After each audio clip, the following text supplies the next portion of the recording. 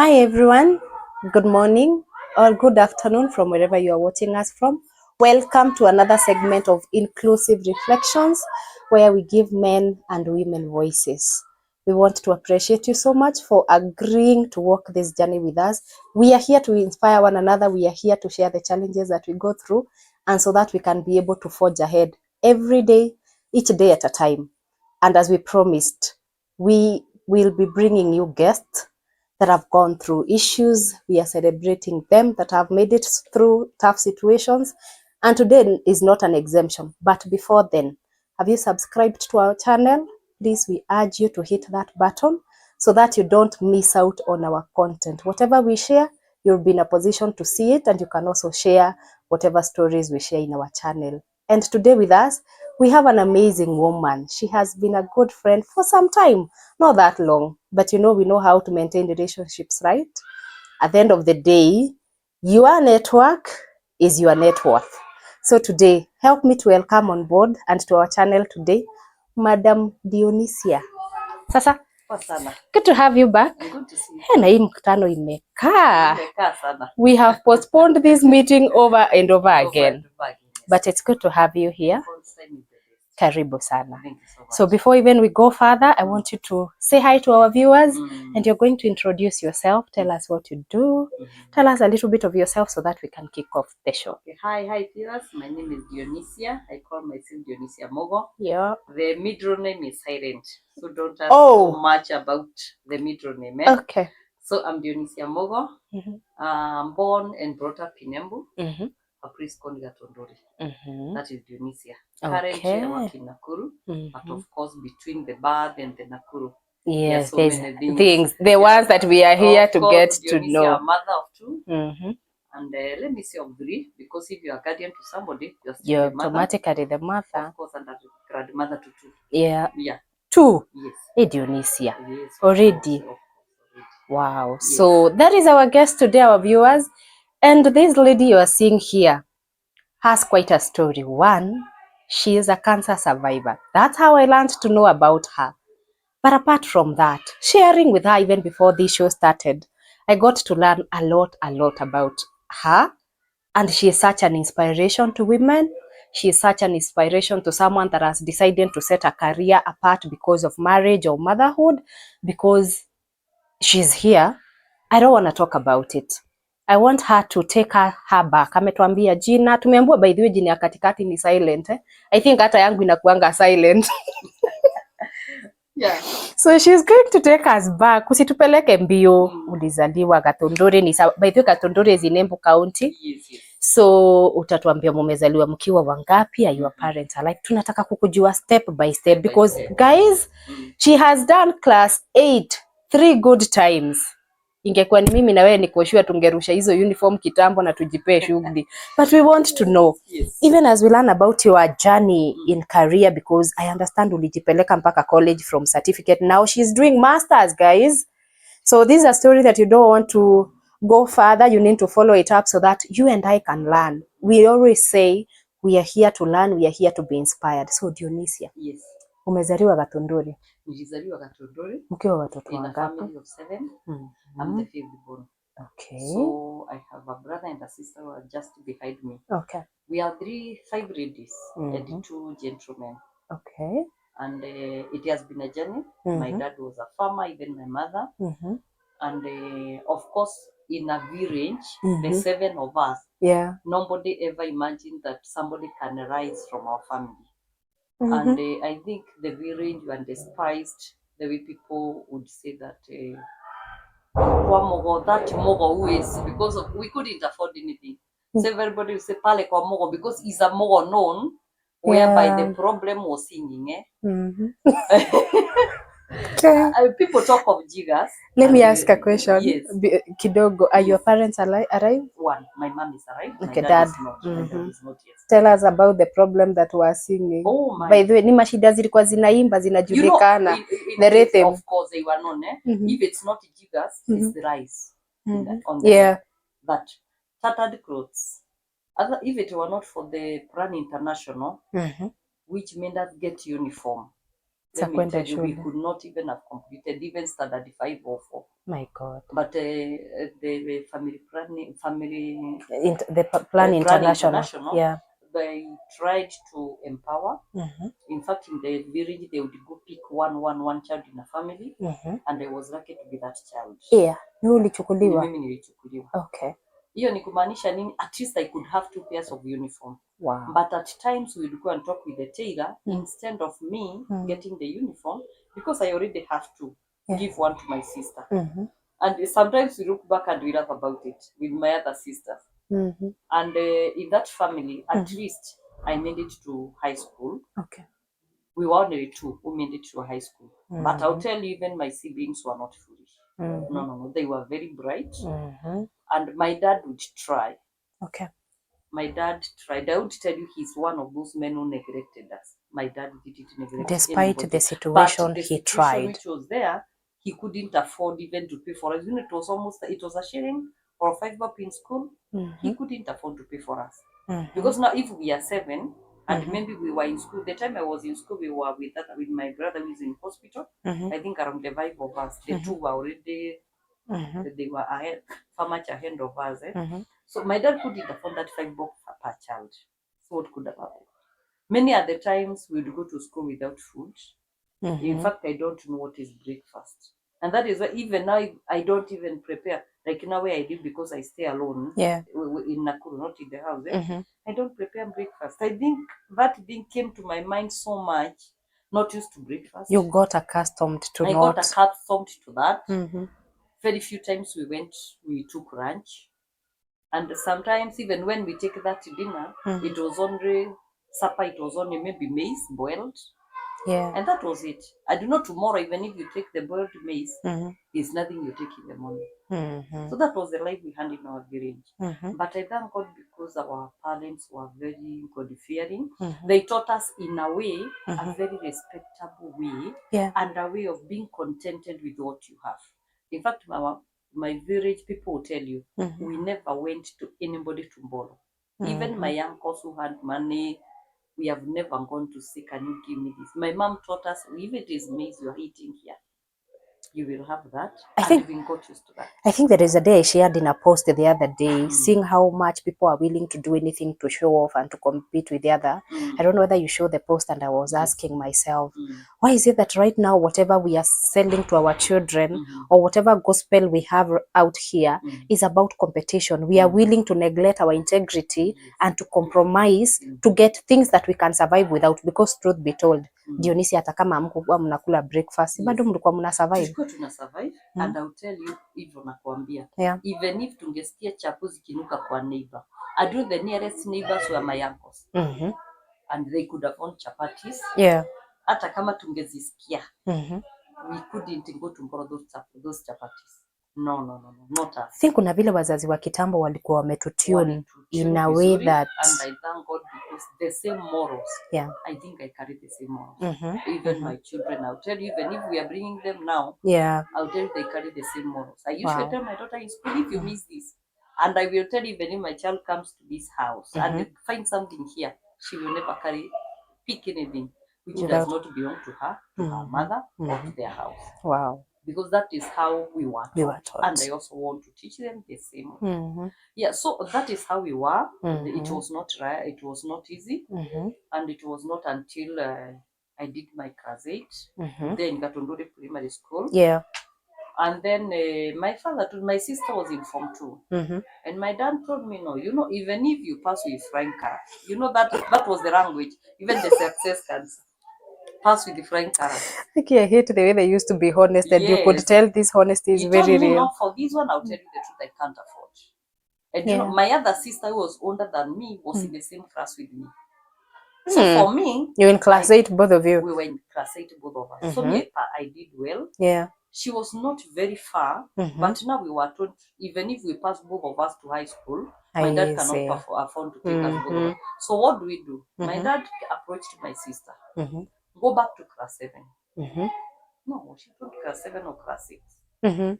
Dionisia repeat class 8. So that now at least your other sister who is in form, by that time she'll be in form 3. Maybe I will have gotten money to take you to form 1. Akuwa amesukuma sukuma. Yeah. Mami nikasema wacha tu nirudie, nikarundia. Remember my sister is in class 6 and she's older than me. So she's schooling with you, the very tiny small girls. Small girls. After class 8, I passed. It was out of 700. Yeah. I managed over 400. And I got an admission letter to Kiriari girls. So the second time now. The second time, I was excited. Can you imagine? I took the letter. I didn't go Must for have letter. Performed well for you to be invited to Kiriari. I didn't go for my letter, the Kiriari, because now I'm here. Then if I go for the letter, then what? The situation itself is speaking. Even now, hakuna hope. Hakuna hope ya kunipeleka kwa sababu kama hata hiyo kukura ni stress. Trust me, I can relate. So what happened? My dad came again. Told me, you know what? You have to wait again. My God. Until your sister goes to form 4. So this time around she's in form 3. Na yule mwingine na yeye mwenye amerudi nyuma yako ako 7. Wazazi bado wanasukuma. So nikamwambia, akaniambia what you can do, maybe you can get employment somewhere as a house girl. As you wait. Kama ukipata kidogo. But I was so tiny. That was child labor. Hakuna mtu angekupea job. Hakuna mtu angekubali. Can imagine those. So tiny. Yeah. So I decided now, hii Gatondori sitasomea. You finished the first time in Gatondori, the second time in Gatondori. Kaona hapa. Kasema hapa sisomei. So I approached my aunt. Yeah. A teacher in Kirihi. I told her how, of course she knew the situation. She has been helping me then previously. Kuninunulia 32 pages book. Na mjua ilikuwa ya shilingi 1. So we are here. My aunt told me what we can do, uje usomee kwangu. Nilirukaruka. Because unaenda kwa mwalimu. What does that show? Utakuwa unakula. You'll never miss a meal. Yeah. That was number 1. Number 2, which is the best, I will wear a shoe. Wow. Other than now eating, my aunt would allow me to go to school barefoot because unatoka kwake. Yes. Wow. So I would get a shoe. Umechora, umejua hapa Number 3, the daughter was my age. Almost tumeachana kidogo tu. Nguo za huyu nitatolewa nivae. Haezi enda kanisa na mtu ameruka. So these are 3 hizo mahesabu zinaingiana. Yes. So and I went to my uniform. My uniform imeisha. Yeah. I went to school and I told them. I don't know whether you have heard of somebody called Mrs. Moniki Kabesha, the late. She's the late Moniki Kabesha, the wife now. Oh, sorry, it was my headmistress. I went and I explained to her. Yeah. So what am I going for? I'm going for a letter and my result so that I can take to Kirigi. Yeah. And she told me, Dionisia, we cannot educate you here. Then you go, you'll be number 1, you top somewhere else. No. Wow. You are not good. Sasa wamekataa ile mipango yote na venye ilikuwa imeingiana. What happened? Wakaniambia before anything else, enter to the class. I was coming for the letter. Yes. Siku anakuja class 7. Sasa mimi naendea barua unaniambia niingie nisome. What did you do? Ulikuwa na uniform hata kweli? Uniform. Na imeisha. Alininunulia ingine. Mwalimu. Yes, juu imeisha, akaninunulia ya yenye nitaendelea nayo. Because I thought I don't have even uniform. Yeah. But she refused, by the way. So I had no alternative. That is why my name is silent. Katikati. Yes. Because I was told the only way I can survive in Gatondori at that time is changing my name. My maiden name. Now I get it. To what? See, to another name. Yes, so that now we confuse them. But this is it's not the same. It is not the Dionisia who has been here for the last 2 years. Sawa, now I understand why it's silent. So you know why? There's a name you feel you want to grow with it. Yeah. Okay, they trying to give me a name related to my initial name. But still it is not the way I wanted. Okay. I want to remain with that name that you're given. nimekuwa nayo. I know. Sasa umeambiwa ubadilishe. Walifikiria first kubadilishe ndio your favor as a school. Exactly. But you must have been a performer. At least it's a positive thing. You must have been disciplined. You must have been everything. Yeah. Everything. Sasa plan ya kwenda kwa auntie mekanyangiwa chini. No shoes. No feeding daily. My apologies. So they decided you're not going to go. Gatondore Dionisia is again for the third year. Hiyo mwaka yote. Mimi nishike kitabu. Unaenda tu unakaa mnasomeshwa. Inapita.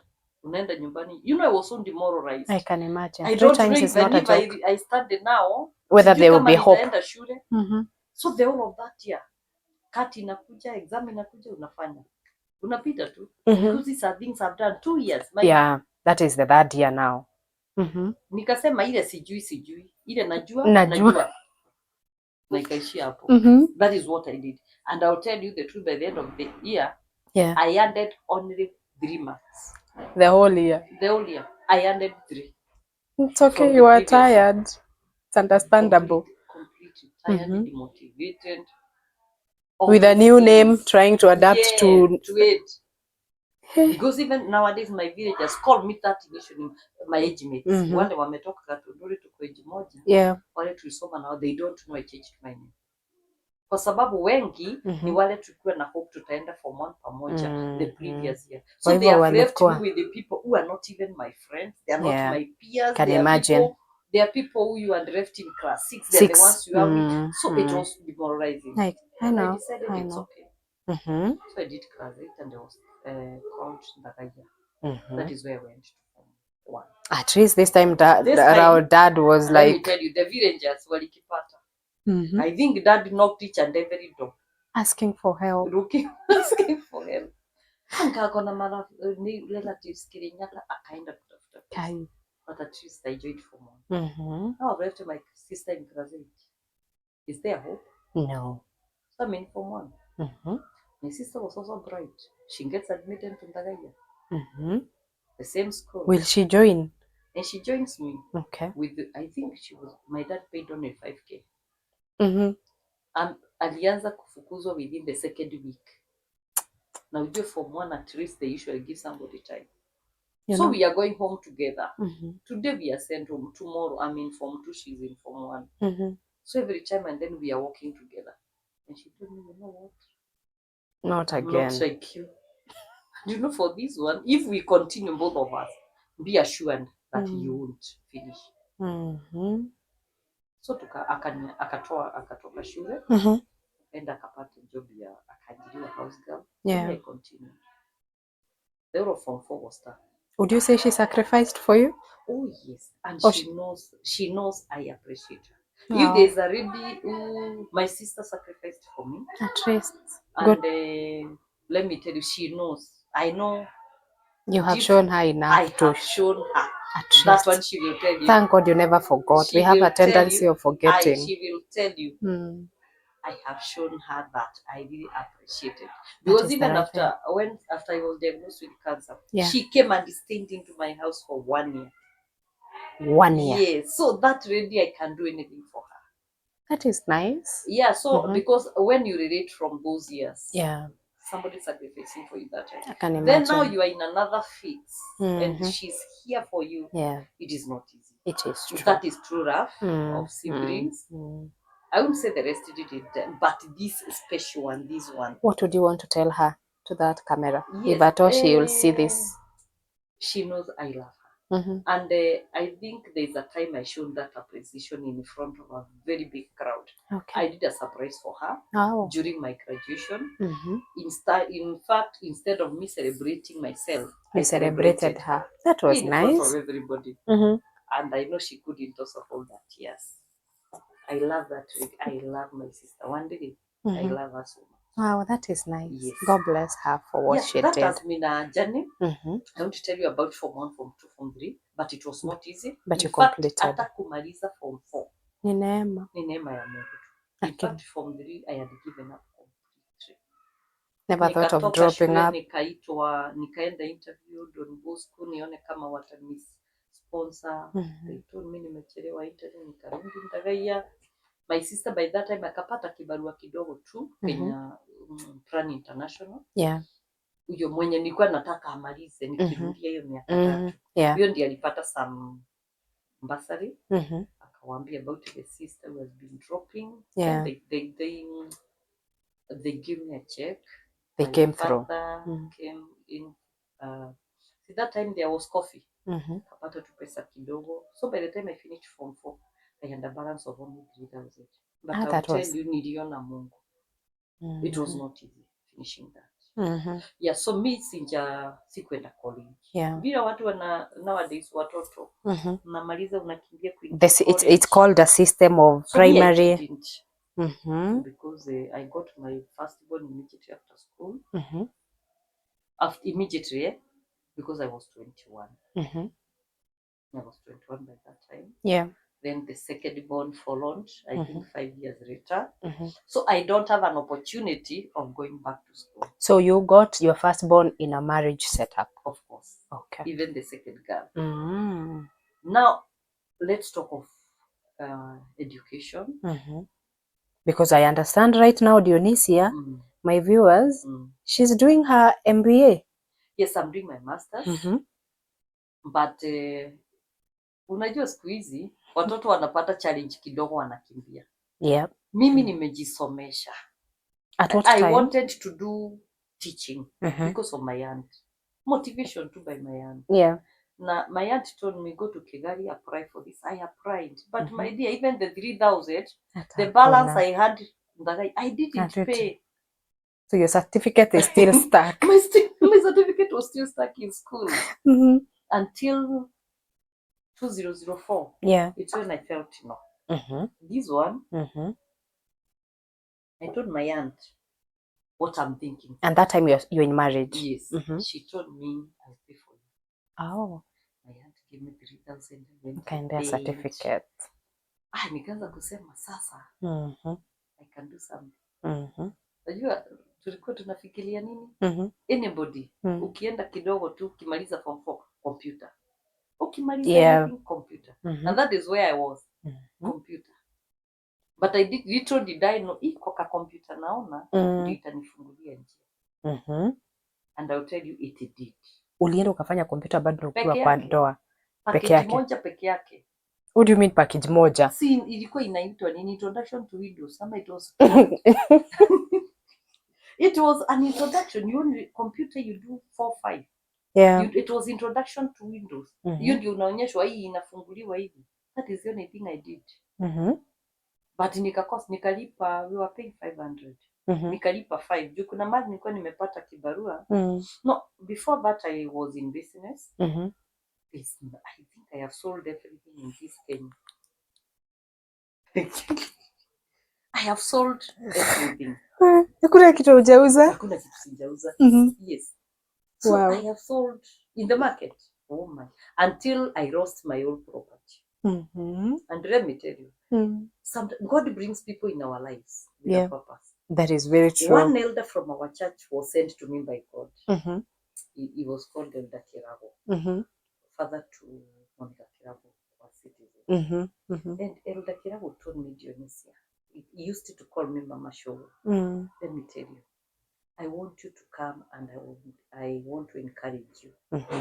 You have lost this property because your life is not to be in the market.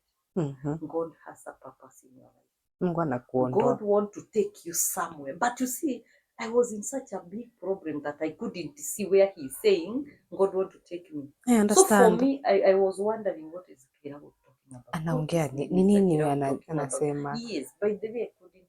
He would always encourage. He would tell me, hiyo nyumba unajaribu kujenga ya matope. Mungu atabomoa tu. Nikamwambia wacha nichukue loan ninunue kidogo tu. Niambia, let me tell you, do you know you are taking a loan na hata hiyo haitafaulu. I tell him, Elder, instead of praying for me, you're just telling me that I will succeed. Yes, that's what I was telling him. What did he say? He told me, yes, because I have seen your destiny is not in the market. Here. Wewe kuna mahali Mungu anataka kukupeleka. But do you know you are not seeing that? Hiyo ni ile masaa yenye the word of God that says everything works for good doesn't make sense. To me it was at both good and sense. bad. I was even asking myself, what is he talking about? Yeah. So it was not after that I went from the market now to look for other jobs. Okay. Tu kibarua kidogo, si nimeibiwa property yangu kidogo kidogo, mara cyber na ni computer sijui, mara ninaajiriwa kuuza agrovet, nimeuza not earning more than 2500. I thought uko karibu kusema 100. 2500. It was not more than that. And you have kids? Yes. After it was not I depended on my uncle. Yeah. Who was so supportive, brother to my dad. Okay. May he continue resting in peace. He was good. He would not, he really encouraged me. Hata hiyo nilikuwa nafukuzwa Ndagaja. Yeah. He would give me at least ananiambia shika hii 50. Nilikuwa najua 50 niko na transport ya kurudi. Kama hatujakula meal card, nitakuwa nakula kamkati ya tubo, pande kabla madhi akuja nizitepewe meal card. So my uncle, even after nimetoka shule, he really encouraged me. Yeah. That is before he passed on. Sorry. And alikuwa anajaribu kunishughulikia na kunionyesha that I can make it, especially in our family. Yeah. Now that there's nobody else. He did good. See a lot of potential in me. My aunt also saw a lot of potential in me. Yeah. And they kept encouraging me. They kept talking to me. They kept making me that, telling me that I could make it. Yes, but I never imagined. Of course, I could be where I am. I know. But at least I am somewhere compared to where I was. Yeah. Unaona? Alafu ukiangalia nyumba za matope kwa Ngetu kwa kwenu, you even feel the shamba hakuna. It's a big quarter. I have two brothers. They even don't know where they can ambao wanaweza gawana. So it was not easy. But I don't know. I would tell you about the heart God has given me. But I'll tell you, I don't give. That is Dionisia. I don't give up. I have a fighting spirit. Amen. Because even after that, I decided I will go up to masters. But do you know when I was talking about masters, even a certificate I don't have. When I was saying about nitasoma, mimi hata certificate sikuwa na. Because I'm even about to ask, at what point did you go back to school? Let me tell you, I started just like that. Yeah. After now, all these other things, the journey, nimemaliza form 4, nimeolewa, niko na watoto. Now I started thinking, computer ndio hiyo nimeshindwa. Nimefanya only one unit. So I went and I was employed as a secretary. Yes. I decided to do secretary. But secretary yangu ilinichukua 4 years, my friend, that they should go for only 2 years. Why 4 years? Now, si mimi najilipia. Oh, by the way. Nataka kusoma. And you're still a mother, you're still a wife. Nataki sasa kusumbua watu. So I would go, nalipa hii, nakaa. Nalipa pole pole kabla nirudi kwa ingine. So nikilipa hii, nakaa semester 2 kama sisomi kabla nirudi. Unarudi tena. Yes. But you completed. No, I did secretary stage 1 to 3. At least I tried.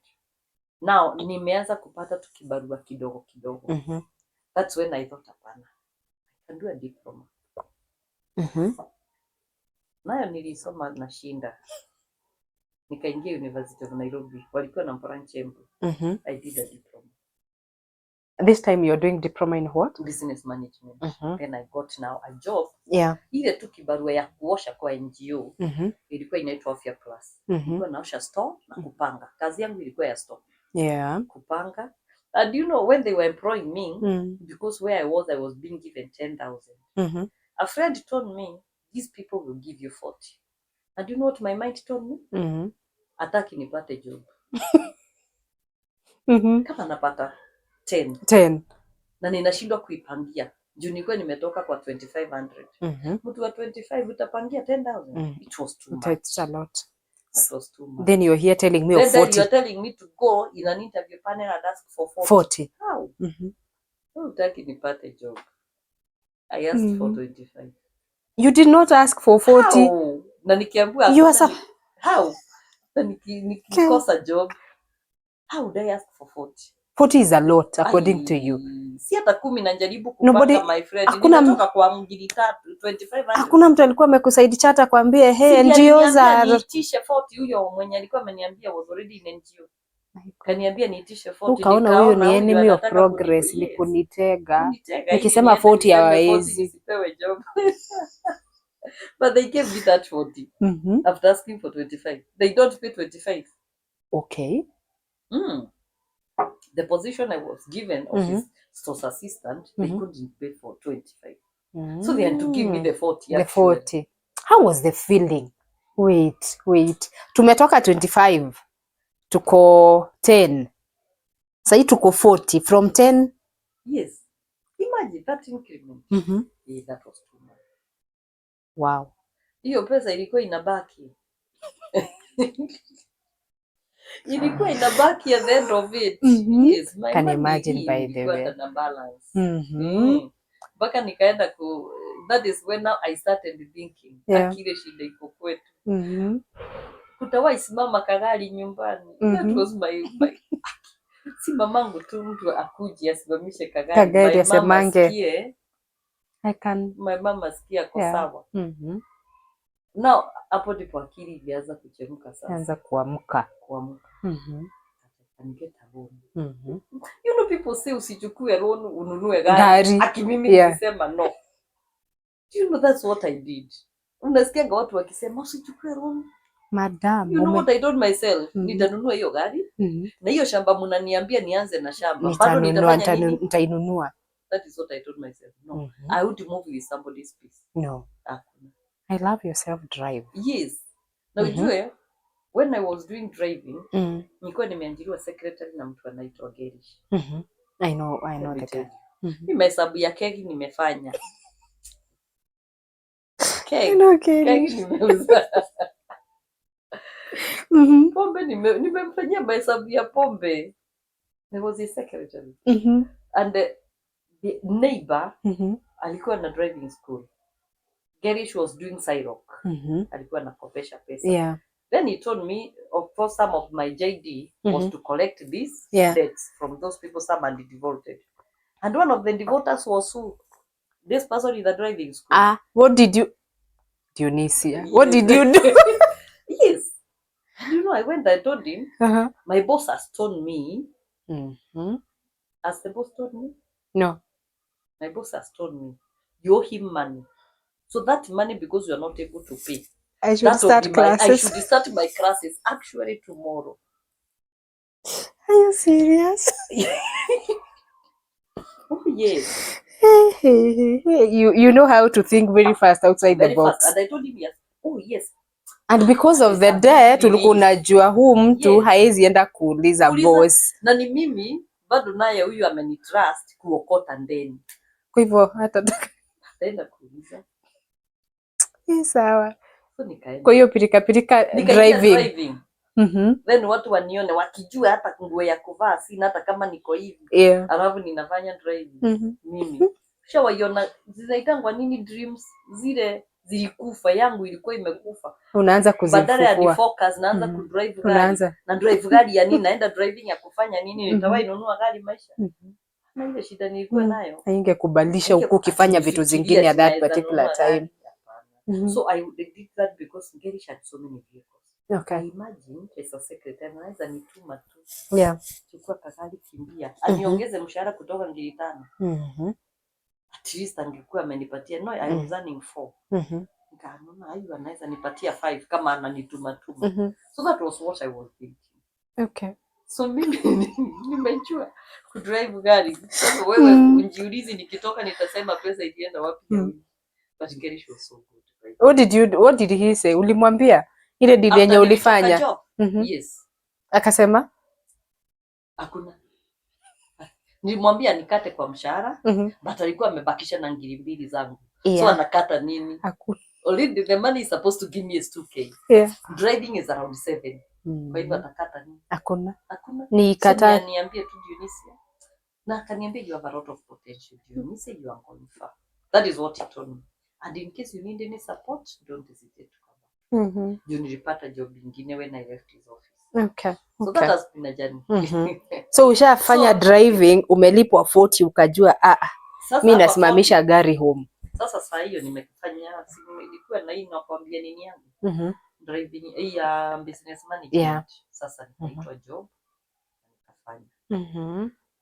Si nikaenda kutafuta loan. Kununua gari. Na nikainunua. So mwache kuniambia unafaa kununua shamba kwanza. Ni mashamba inafaa. Gari kwa rento. Nitapaki kwangu. Yes. Usiniambie ati usinunue. And don't park kwa rento. Ni park wapi? All of us cannot fit in them. That is true. So wherever I am in Nakuru, I'm parking my car in a rental. So why would I tell you not to park in a rental? Will all of us be in our home? We can't be. We can't. Some of us, our job will need us to be all over. Who knows that I don't have where I park when I'm... Nobody knows. So sometimes, okay, we kill mtu na yake, but finally... You did, now you have a diploma, you have a car. Let me tell you, now this diploma, let me tell you. Mungu anajua napenda masomo. Do you know I listened to a radio station? Yeah. And they were saying, can you tell us where King Branch, in case you win, if you are lucky winner, we sponsor you for a diploma? And I responded to the question. Na Mungu anajua. Siwezi win hizi zinaambiangwa za pesa. Lakini kiambiwa ni ya masomo hiyo nitawin. Do you know I won? After 2 weeks, my cousin is telling me amesikia jina yangu kwa radio. Nimefanya nini? Umewin Kimanga swali. Kuna swali ulinjibu. I have to follow up, naambiwa I've won a diploma. Niende niseme nataka kusomea nini? Sponsored. Yes. Nikaenda nikachukua project management. Wow. So nafanya project nikiwa job. Ukiwa job. Karuni nimechukua niko na gari. Sasa hiyo mambo ingine hiyo mnasemanga mashamba itakuja ikijiseto baadaye. This is my place. We were going for 150k. Yeah. We couldn't afford. Ni ukweli. Ni watu wengi hawake afford. But wakati itafika hata the 500, Mungu atakuwa amekufikisha. That is very true. Utapata. That is very true. And I usually tell my children, don't even worry yourself. That is very true. God knows. Wow. So usianze kusema utanunua. Wakati ilikuwa inauzwa 50,000, our parents couldn't afford even 5,000. But us even 10,000, nikiaka gari mafuta inipeleke Nakuru na kurudi 10k imeisha. Unaona? So na hiyo wakati hatunge afford. Ni kweli. So nikafanya hiyo diploma. Nikapata job. Still raising your children, still taking care of your husband. Of course. Nikamalizia diploma 2. Kazi inaendelea. Tundijiti tukaanza kuongezeka to zero. To zero tunaongezeka kidogo. So I left Embu and a job na Kitui. Now safari yangu ni mrefu, so sitakuwa pia moja. But nikiwa Kitui, that is when I was diagnosed with breast cancer. But nilikuwa nimeregister for my bachelor's. Nikaregister St. Paul University. Nikakosa pesa. Na nikadrop. I dropped St. Paul 2014. After nilimaliza diploma ya kwanza, I wanted to go straight to the bachelor. Nikashindwa. Nikasoma tu semester moja. 2017 nikaona niko na I can, hata kama watoto wako hivi na hivi naweza jisomesha. Nikaingia nika-register for a bachelor's management University of Africa. Imagine kumaliza mwaka mmoja tu ndio kansa ilikuja. Wow. After just a year. Cancer is so intense. You cannot even go to class. You cannot even think. You don't think straight. All this while, Dionisia, yes, before the results are out and everything, please tell us, what were you feeling? Ulikuwa mgonjwa mahali? Were you healthy? I was the way I am, very healthy. I had never thought of anything. But one morning, I was taking a shower. And I don't know how I felt to touch my breast. It's like there's a lamp. Hapa chini tu ndipo nilisikia kitu. I went to the office and I met a colleague with a nurse. Nikamuonyesha. Kaniambia, hii labda ni mambo ya periods. Na mimi nikamaliza because in our family, hata extended hata wapi, sijawaisikia mtu ako na cancer. So mimi nilikuwa venye unaniona. Nikiwa niko sawa. Healthy and okay. Then after that, need to take more 3 months bila kufikiria mambo ya hii lamp. Until one time nikachukua off nikafanya mtihani. Nikasema baby, sile matiti niliambiwa iko hivi, nikaishika. Wacha niende kwa daktari. Ile tu najipeleka. Nikaenda nikaangaliwa, wakaniambia wacha waangalie hiyo biopsy nini. They checked. Then I was told to go for results after 2 weeks. Only for me to go for results and find okay, I didn't expect anything. Jana yake nilikuwa nimeenda Kakamega na rudi. So I was as strong as now. Kwa hata ukiendea nini results ulikuwa peke yako? Yes, as I've told you, I am used to being a fighter alone. I've not had but very strong support system, which would make me depend on people. Okay. And to the contrary, they depend on me. So I don't have those when you utaenda uambie tuende tufanye. So me I went alone and I found the doctor. And he called me. Gave me the story, The story. Corner. Then only asking me about whether we have cancer in our family. Then all of a sudden, boo. We talked. We had a good conversation, like the way I'm talking with you, without crying. I think it came to dawn on me that what the doctor had told me after I left that hospital. You want to say after you've been told uko na cancer? Natoka hapa naingia hiyo. After results. Yes, naingia hiyo. Natoka hiyo naingia ile. Hivyo tu nikifikiria. First hotel, chakula, the second chai, the third nikashinda. I went to 3. I'm sorry, I'm laughing. Akili yako ilikuonyesha? I didn't talk to anybody. I only called, I had given somebody kahaya my car. Nilikuwa naanza kufanya kabiashara. Mwambia come and pick me. So nikiwa kwa ile hoteli niliitisha chakula, nikaziacha, nikalipa, nikaacha, nikaenda ingine, akanipeleka. Ya pili nikaitisha samo na chai. Sikukula. Ukaacha umelipa. You don't look like yourself. Ni mtu najua friend. You don't look like. Sikuongea. I just started crying. Nikamwambia take me to Motodori country. I went in a cubicle. That is where I cried. That is where it came to dawn on me that, and I don't want to talk to anybody because I don't know how they will react. I don't want to cause problem to anybody.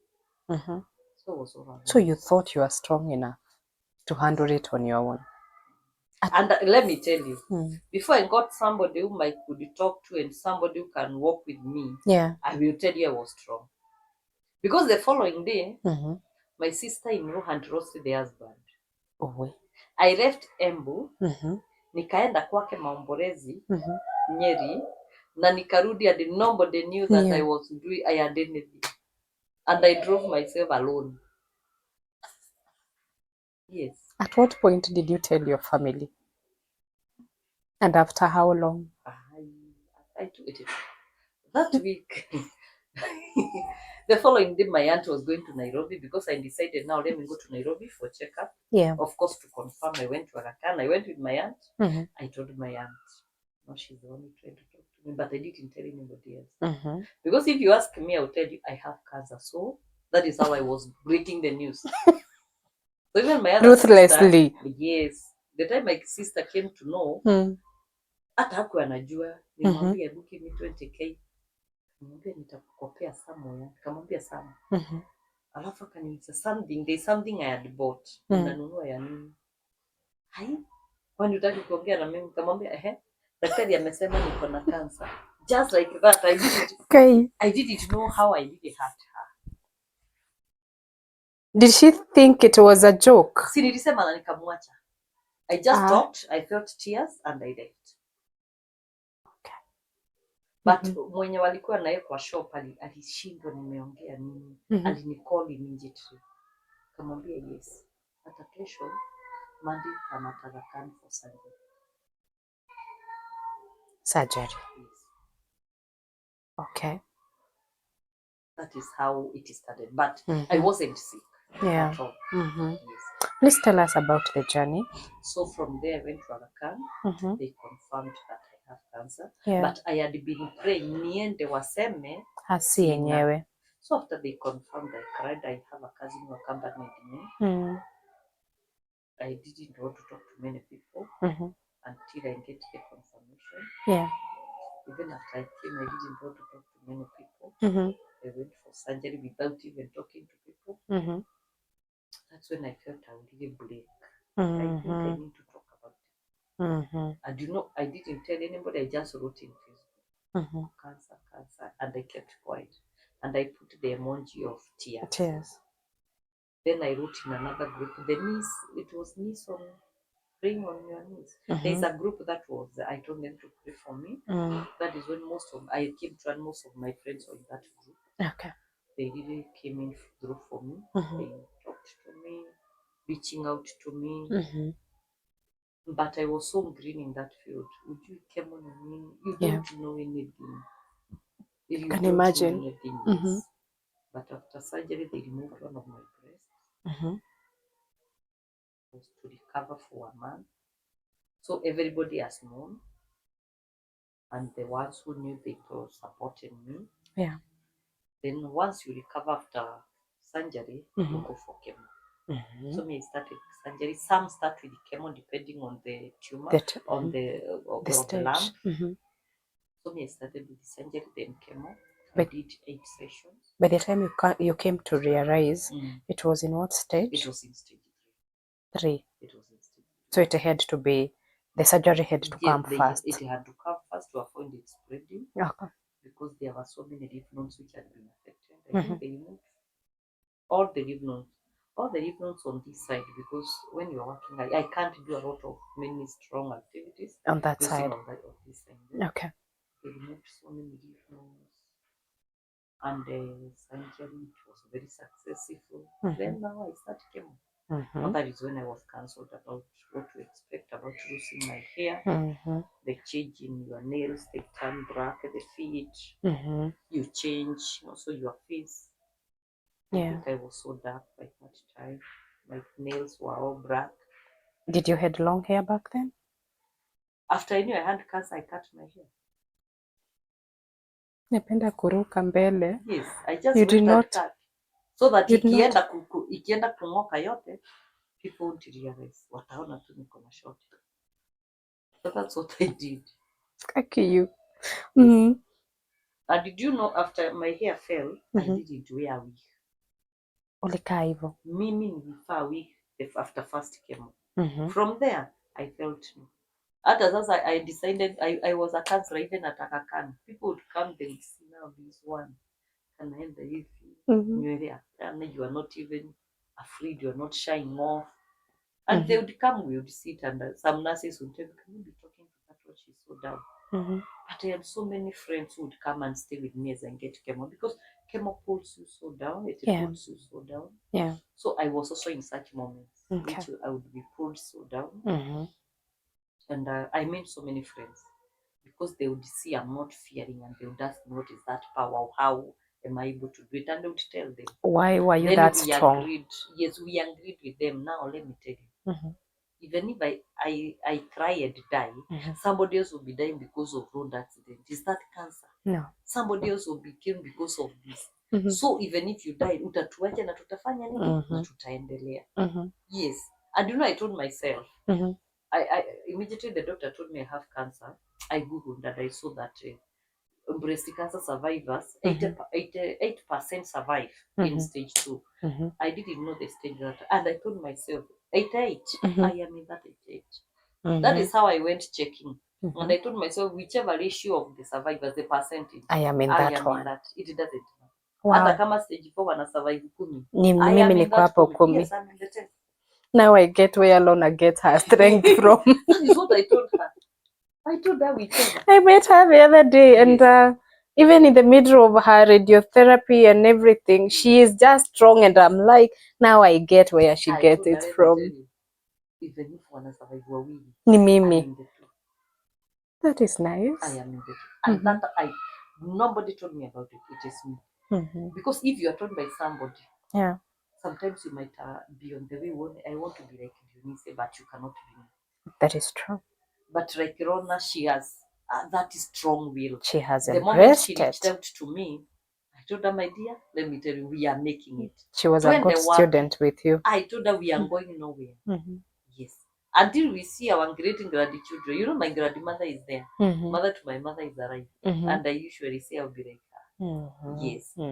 So cancer is not an easy journey, especially with the chemo and radiology. You only need a lot of good support system, friends who surround you positively. And there is, I couldn't entertain any negativity. Yes. A question. Yes. Dionisia, this time that you're discovering this is cancer, this is real, the result that I was given, they were not for someone else, they are mine. Are you still working? Yes, I am. What kind of support did your organization give you this particular time? I think it's the best. Okay. In fact, immediately they heard I have this. Do you know, even my child came to join me at the hospital when I was getting the second test at Aga Khan. Wow, that is nice. Yes, and not even there, she even came home before I recovered my wound. She was there after surgery. She came to me from Nairobi to Embu. They were very supportive. Even after I exhausted my cover, I think they supported me with quite a good amount of. They paid for my chemos and even did yes. That is nice. My organization, it is not the organization I'm working for now, but they are very supportive. They have been very supportive. That is good. And those who are colleagues and friends, I'll tell you, they were colleagues, but they are still friends. Yes. Wow, that is good. How long did the treatment take? Okay, for chemo, I did eight sessions at an interval of 3 weeks each. But radiotherapy, you go daily. For how long? I did 30 sessions. For a whole month? That was over 1 month. Because, of course, you don't do weekends. So it's the 5 days in a week? 5 days in a week. Yes. Okay. Then after that, what happens after you are done with the follow, Yeah. I've been going to the hospital, but it is a targeted hormonal therapy. Yeah. So I am on drugs, which I'm supposed to take. I've taken for 5 years, but the doctor told me she will add me 7 more years, and I am there. Looking so healthy and so nice. I take a drug per day. Yes, I'm okay. What does it help with? Of course, suppressing the hormones. Okay. Yeah, because now it was hormonal caused. The type of cancer I had was due to hormones. So what you're trying to tell us is that we have various things that can cause various cancers. Yeah, because there is a cancer which can be, is it hereditary? Hereditary from home. Hereditary from home. That one you cannot be on drug because it's something in your family. But in your case, there was no one. So I was told once after doing those checkups, they found the hormones. I had used some family planning method, I think kitambo, na daktari akaniambia hormone family planning. Nikaambiwa, nilikuwa nimeambiwa na daktari, don't take this. Na nikaacha, but niliacha after nimeenda depo, you know the depo, after nilikuwa nimedungwa around 3 years. So daktari ndivyo aliniambia, because I developed a lump on the same breast. But the same was not, side. Yes. I understand hiyo kitu inawekangwa sijui. No, depo is the shindano ile after 3 months sio ile. Si kale ka kitu kanawekangwa. Depo ilikuwa hiyo ya shindano. The normal one. Nilikuwa nimedungwa ile, ukidungwa unakaa miezi 3 unarudi tena. So the same hand yenye ulikuwa unadungwa. No, the same, no, hiyo shindano unadungangwa si matatu. Unadungangwa tu. Hiyo ni shindano ya kawaida unadungwa ama unadungwa huko. But the same side yenye nilitolewa matiti ndio ilikuwa na lump that time. But that time the lump was not cancerous. Okay. But daktari akaniambia it is the same cause. Yeah, so lazima wanipatie dawa ambazo zitafanya suppress the hormones. I was also on another drug called the Zoradex. Zoradex is an injection. It targets the ovaries. Yes. Okay. So nilikuwa nadungwa after every 3 months. So last year but one, I think I developed some complications. Nikaambiwa na daktari we have to remove the uterus. So I had to undergo the surgery. I removed the uterus. After removal, now I can't, now no hormone. Sasa nikaacha shindano. But sasa nayo dawa, they changed from yenye nilikuwa wakanipatia type. But now it has not stopped you from having your normal life. Mimi, even when I was on treatment, I was on my normal life. Yes. only that nywele haiko na ulikataa kuvaa wig. Ninajua niko mgonjwa wakati nimeamka nimeshindwa kuamka actually after chemo because sometimes you can't wake. Nikipata sasa hiyo kitanda nimeshindwa kutoka na joy by the way. Siko vile inakuanga. Siko vile nafikirianga. What would you remain positive? Okay. What would you say were your lowest moment when you got sick or the news? Wow, children. The lowest. How did you even break the news to them? Now, I am in hospital. I understand they are girls, right? My daughter is in Masai Mara University and she's not aware. When my brother goes, anaenda huko ameniacha hospitali. Kimakosa anaambia, "Mom, nimeacha akiwa karibu kuingia theater." And my daughter was not aware whether the mother is sick and whether the other one is in school. Then my daughter was with the hubby. Walikuwa shule. My daughter was in school. Bwanake akaambia my brother. Wakanyamaza. Then my daughter so he's hungry. Then she calls me at night. Na ndio nimetoka theater. Then my phone inachukuliwa na mtu mwingine. Akaambiwa nita. So the following day ndio aliambiwa. Alitoka Narok very early in the morning na mtoto.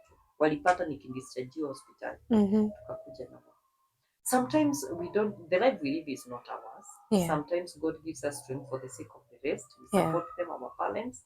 Because my mother, it was the lowest moment. My mother alijua nikiwa nishatoka hospitali. Nikiwa nyumbani nikirecover. Ndiyo alijua. Na it traumatized her. Can imagine. Because my mother even now, saa hii tunaongea. Nikikosa kushika simu yake siku moja. Kesho yake. Nikose tu kushika simu ya madi. Atanitafuta. Uko sawa? Kuliendaje? Even my children, because now niliwaficha for some time, they were traumatized. So nikikosa tu kushika simu, Mama, are you okay? Because even when I was undergoing the theater last year, but one, I didn't tell anybody that I'm sick, that I'm going to the hospital. So I discussed with the doctor for quite some time, and we agreed, ndio siku nitaenda theater. So mimi nikaenda shamba, nikapanga mambo yangu yote. Nikaacha my brother nimempanga kwa shamba, nikamwambia unipigie kesho jioni kama kuna kitu utakuwa umekosa. Na nikanyamaza. Then the same hospital where I did my surgery, Imara in Embu, it's where my other daughter was working. My niece was working. And I told my niece, don't tell anybody that I am here. So I went to the hospital. I drove myself and left my car parked there and nikaingia theater. And the doctor was telling me, I told the doctor Dionisia. The doctor didn't know that namwambia mimi ndiye Dionisia I'm being admitted. And he goes to the ward and looks for Dionisia. And she comes and tells me Dionisia is not here. I tell him, but I'm telling you it is me. It's me who is being admitted. Nataka kitanda. Anashangaa. So I didn't tell anybody, and it was towards Christmas. And I promised my mother that I will buy them a goat to enjoy Christmas pamoja. And you see, this Dionisia on 22nd is in hospital. Christmas is 26th. It's when we are meeting together. And they are not aware I am in the hospital. Yeah. Did you manage to go for 26th? Yes. See, nimedischarge 23rd. I love the way you operate. And somebody saw in Facebook and posted that thank God I'm okay. And wakaenda wakaambia my mom, kwani auntie alikuwa hospitali? My mom akauza auntie mgani? Oh, sawa. Wakafika hiyo story ikaisha. So after nimedischarge 23rd, nikakaa 24th na 25th. 26th. Nyumbani siku simbuzi nimewapelekea. Sasa they saw I was not myself nikienda kusimama. Wanaona I'm struggling. That's when I told them, you know what, nilitoka hospitali juzi. So they don't trust. Nikisema kitu. But cancer is not easy. Yeah. It is a very tough journey. Would you say you are doing that to protect them over worrying so much? Yes. It was they were worried. Okay. I didn't want to worry them much. Even now, hata homa peke yake. Wakisikia niko na homa, like another day was unworried. My mother was telling my brother to come and pick me from Nakuru to bring me home. Yeah, because everybody, when you hear the name cancer, people think of death. True. So I didn't want anybody to think I'm going, and I am not going. Okay. And even if I will, it will not be because of Cancer. You refused. No, you are among the ratio that is surviving. Because of that. Okay. Only that people will say she had. Yeah. That language will be there. She had cancer. But actually, I will not have gone because of cancer. And that is what I told Lucy. Wow. I told them we are fighting. People are living like Nakuru, just the other Ngata. Yeah. How many people lost their lives? So many. Everedy. How many? So many. Others we hear somebody has corrupt, who has been so strong and she has gone so. It is not. I've been decided, let us fight. Yes. And it seems God created me a fighter from that time. Yeah, I can tell. So even now, I will. Yes. Going through your Facebook page, I've seen you becoming quite a source of encouragement to so many people. You have even given out yourself to walk journeys with people that have cancer. Yes. Let me ask you a very tough question. What would you say is the basic need of someone that has been diagnosed with cancer, whether it's lung, whether it's anything, before we come and talk to you about your brother, because I understand that... It's just positivity. Number one, once you are told you have cancer, stop seeing death. Stop thinking about, now what? Just worrying so much. Let us think, how do we help this person now? Nimeambiwa, where do I start from? Then from there, the people surrounding you matter a lot. Just let us surround this person with a lot of love, with a lot of care, with a lot of concern. Tumpende tu, and this person will... I know I have worked with people. People I've never seen even today. We talk and we walk. Every day we talk, we love each other. I know. And I don't know them. But we give hope to each other. And people, you will hear people tell you that if Dionisia, this one. And some people tell me, we used your photo. I showed my photo, your photo to so and so. And that person is this and this. Because I understand. There are some you try, like there's somebody, I don't know her. She was given my number. I am the one who followed up her. I talked to her. She had refused for a whole year to accept. By the time she came to talk, come to talk to her, it had already spread to the lungs. Yeah. Because that was my question, the next question, because some of the people, once you're given the results, they shut their world. They are like, well, let me lay in this bed until death comes for me. That becomes very hard, because even if your family members are willing to walk a journey with you, it starts with you as an individual. You must be willing to fight over and to get to ask for whatever. We know cancer is expensive, by the way, but you must be willing to fight to live. You might be willing to fight to live, and people are different. That's true. You know, we have extroverted, and introverted. There are people who will talk. There are people who can fight very positively, but not talking to everybody. And I have met such people. There are people like me who will tell you anything. Like Lucy. We talk and she light and she say, yes, I am going to. Then the other thing, cancer is expensive. Yeah, but I've noticed that. Number one, NHIF, what you are doing. Then Nasisi, for us who are, I support even when I'm going through this. Let me tell you, I can grow to somebody just 200 when I can't afford much. But I make sure, hata kama nitakwambia nunua ipos mbili ama tatu. Because we eat a lot of fruits, greens, juices, those are required. So hata rushia mtu tu 200, mwambie anunue matunda. Okay. Because it is not easy. You are fighting to eat. Like Lucy comes to KU. She comes, ana relatives hapa, atafute nyumba, alale wiki mzima. Atakunywa na radio ni kila siku for 5 days. So for the Monday to Friday anahitaji pesa. Na anahitaji ilipo. Na kwanza for the cervical, I think inaendanga, you have to chemo and radio almost at the same time. Yes. Wow. It is usually very expensive. If I had my medical cover was over 300,000, which I exhausted. And I think hata inpatient $1 million iliisha, because ilikuwa naenda chemo ndio unatoa kwa inpatient. And chemos are different. Usiambie mtu si chemo ni 20,000. I have somebody who is doing chemo going for 120,000. Yes, it depends on the type of drug. One session. Yes, one session. My God. And she was to go it. Yes. Wow. There is another drug for cancer, for breast, another one called Herceptin. Herceptin, if you have to be put on Herceptin, you have to undergo 18 sessions. And chemo. The cheapest, it is called another drug called Herceptin. And the cheapest one for accepting you can get is for 90,000 at KU. Okay. So imagine you have chemo and you have accepting at the same time. You pay chemo 120 and you pay this 90. What? Yes.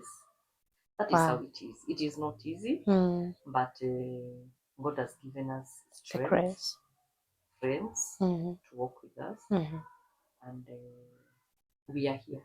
Sure. Wow. Wow. Our viewers, you might be wondering, who is this Lucy that we are referring to now and then? Lucy is a cancer patient, cervical cancer patient that is undergoing treatment. We met with her some time back. She's supposed to be coming on board for a show so that we can try to see how we can support her. But in the meantime, she has been Lucy's mentor, and that lady is strong. She's a fighter. So Dionisia, before we even come to the end of the show, because we are almost winding up, I want you to tell us a little bit about your brother.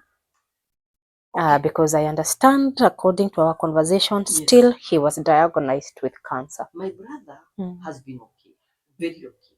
But around some years back, he noted some blood in urine. And he went to a dispensary. I didn't go to a clinic. He was given drugs. And the urine became clear. So that was for quite after 1 year. Then the problem developed again.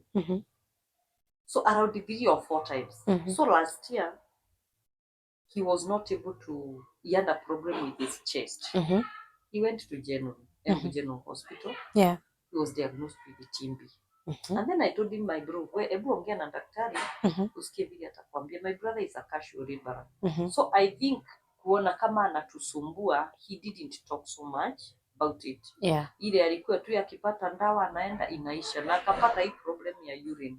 Na unajua urine siku hizi ikiacha watu wanafikiria mambo ya prostate cancer. So alikuwa urine inakataa kutoka at some time. Now last year akaonekana ako na TB. Then now anaangaliwa hii mkonjo. And for me it wasn't serious. Ndio daktari alienda akaniambia it's not prostate. So naenda hapa, unaenda hapa, lakini most in general 3 times. I think the greatest problem I can't tell you was the one. My brother was taken to Ebu General Hospital. And I was told that he cannot be taken to theater. The first time I paid 20,000. Aende waangalie hiyo ndani in the mbranda what is there. What is the issue? Nikaambiwa nilipe 20k, which I did. We paid 20k. But the surgery was postponed many times. Akai wakati theater is only Wednesday, watu ni wengi. So hata yakaruhusu wakaniambia twende nyumbani, wakipata nafasi wataniita. The second time sikuwa na pesa because nimepewa support yake. But he was told we cannot admit you without 20k. But nilikuwa nishamlipia NHIF. So towards the end, I decided, I paid the NHIF. Then now I decided to take him to Karira after the card matured in January. But you see, I may struggle for quite some time. From September, let's talk of September to December.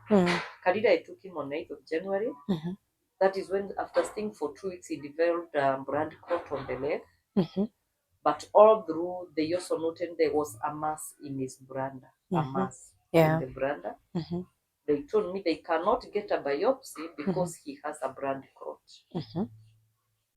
So they decided they just told me to transfer him to a hospital I would choose. I didn't want to go to Kenyatta, so I talked to a friend who works at KU Referral Hospital, where we brought him. After some tests, I was told the kidneys are almost collapsing because when he was urinating, akitoa mkojo inabaki. Anatoa kidogo inabaki ndio iharibu kidneys. So they told me, let us work on the kidney as we think of the other treatment measures. Then after some time now, being there na wakaona kidney they are a bit stable, they are stable, they decided to do a biopsy. They called me because I registered myself as the next of kin. I didn't want them to traumatize people at home. And the person who understand more better, especially on this medical field. So when the doctor called and told me that we have gotten a biopsy, allow us for 14 days. I thought, and I asked the doctor, could you be testing for cancer? The doctor told me, yes, but we have not said it is there. It is just a test. But for me, you knew. In fact, I felt no. There could be some. By that time now, there was a lot of urine in blood, a lot of blood in urine. Wakamweka catheter. Even when we took him there, he had a catheter. Then after 3 weeks, the results are out. He has cancer of the blood. Oh wow! It was not easy for him, and I'll tell you even now, it's not easy because even if he can see me as a testimony, he's still thinking of those people who have ever died because of cancer. It has not been easy, especially for me. Let me tell you, I had a talk with God that don't God, please, for my family, don't take anybody through this. Then now here, this is your brother, who is depending on me. And I don't want to imagine what my brother is going through. I know. And to make the matter worse now, it has metastasized to the lungs. My God. So he's just there. So we have to talk to him. I talked to the doctor. I told him the doctors there what I went through and how I would like them to handle him. They brought a counselor. People who have talked to him for around 2 or 3 days. And for this week, I've seen he's positive. I also don't want to imagine because it drained me financially and I had a medical cover. I have held a fundraising. It has not materialized. We got something, but not as we expect. Because I have to take care of him. He has a young family. The firstborn is around 16, 17. Because he did class 8 last year, but one. The lastborn is 6 years. And the wife, of course, Kibarua too. So my brother is there. He's at KU. It's the 3rd month now. He has been, he's trying to fight. I have been there for him. In fact, I drive every weekend to come and be with him in Nairobi. I just come, I see him, I talk, we chat, we laugh. I can't even be able to stay in Nakuru before I see him. I want him to see life at another perspective because according he thought this is the end. But I thank God he's trying to fight. I've talked to him. Cancer is not easy, especially if you have other underlying conditions. He has TB. This cancer spread to the lungs. The kidneys have a failing. It isn't easy, especially for him. In fact, it has also made me, despite having studied, I did counseling, guidance and psychological counseling. You cannot be able to counsel your sibling. That is true. That is very true. Then I also didn't tell you that after cancer, I went back to school. I finished my bachelor's in 2021. And since I've always longed to go back to class, I usually say the best gift I can get is getting somebody to pay for my fee. I can read and read even for my children. I can take even theirs. Yes.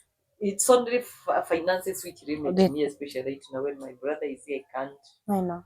Yeah, but I graduated in 2021, and now this year I have registered for a master's, the MBA, operations management, and I will finish. I have hope that I am not divided. I wanted to divide due to my brother's condition. I'm still there because I can't afford to pay when he's still in hospital.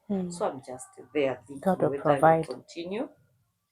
But prayer is key.